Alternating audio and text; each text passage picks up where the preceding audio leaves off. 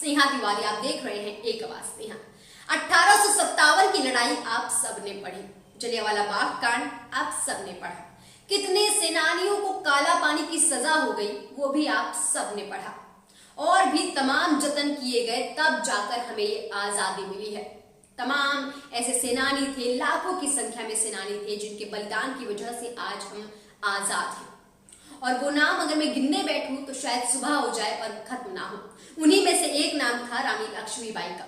खूब लड़ी मर्दानी, वो तो झांसी वाली रानी थी। ऐसी रानी की भूमिका अदा करने वाली, उन पर फिल्म बनाने वाली एक्ट्रेस कंगना रनौत को शायद पता ही नहीं है कि देश को आजादी कब मिली, कैसे मिली, किसने दिलाई। हिपोक्रेसी की भी सीमा होती है। पहले तो आप रिस्पेक्ट बढ़ाने के लिए, नाम कमाने के लिए, इज्जत कमाने के लिए हमारे स्वतंत्रता सेनानी पर फिल्में बनाते हैं, और जब आपको उनकी बदौलत पद्मश्री मिल जाता है तब आपको सेनानियों की कुर्बानी याद तक नहीं रहती। फिल्म मणिकर्णिका और पंगा के लिए कंगना रनौत को पद्मश्री मिला है, लेकिन उनको क्या, वो तो अपने बड़बोलेपन से बाज नहीं आने वाली है। टाइम्स नाउ को एक इंटरव्यू के दौरान कंगना रनौत ने कहा कि हमारे देश को 1947 में आजादी नहीं बल्कि भीख मिली थी। बड़ी ही शर्मनाक बात है। And they paid a price, of course वो आजादी नहीं थी, वो भीख थी, और जो आजादी मिली है वो 2014 में मिली है। कंगना रनौत ने इस देश के वीर सपूतों का, स्वतंत्रता सेनानियों का, आजादी के परवानों का अपमान किया है। महारानी लक्ष्मीबाई की भूमिका अदा करने वाली कंगना ने न सिर्फ लक्ष्मीबाई बल्कि तमाम सेनानियों के बलिदानों को नकारा है, बल्कि उनका मखौल उड़ाया है, क्योंकि उनके हिसाब से हमें आजादी भीख में मिली थी। भीख का मतलब समझते हैं आप? भीख दया भाव, हीन भाव या तरस खाकर दी जाती है।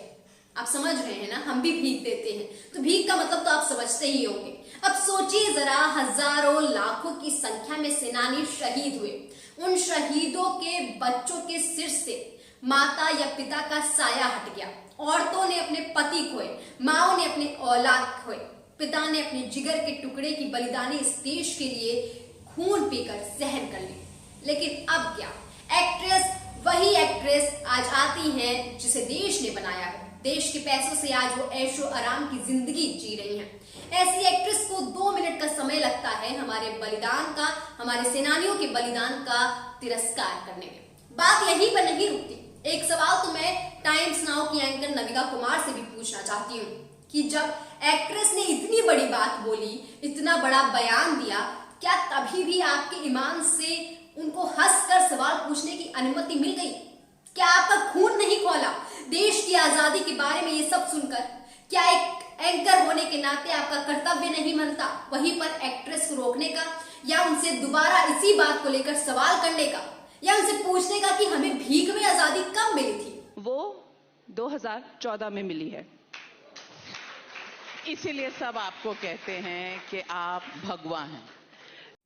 पहले बीजेवाईएम की रुचि पाठक का एक बयान आता है जिनके हिसाब से देश को आजादी लीज पर मिली है, और अब एक ये बयान आता है। एक सवाल यहाँ ये भी उठता है कि आखिर एक के बाद एक देश की आजादी को लेकर ऐसे बयान सामने क्यों आ रहे हैं? क्या भारत सरकार का एक कर्तव्य नहीं है कि इस तरीके के बयान देने वालों के खिलाफ सख्त रुख अपनाए? सरकार की जिम्मेदारी है कि सार्वजनिक मुद्दों पर हस्तियों की टिप्पणी पर भी ध्यान दे। ये ध्यान सिर्फ तब ना दे जब उनके हित की बात हो। इस रिपोर्ट में फिलहाल के लिए इतना ही। सच का साथ दीजिए। ट्विटर और फेसबुक की लिंक नीचे डिस्क्रिप्शन बॉक्स पे है, जरूर फॉलो कीजिए और देखते रहें मेरे यूट्यूब चैनल एक आवाज स्नेहा को। लाइक शेयर सब्सक्राइब करना बिल्कुल ना भूलें।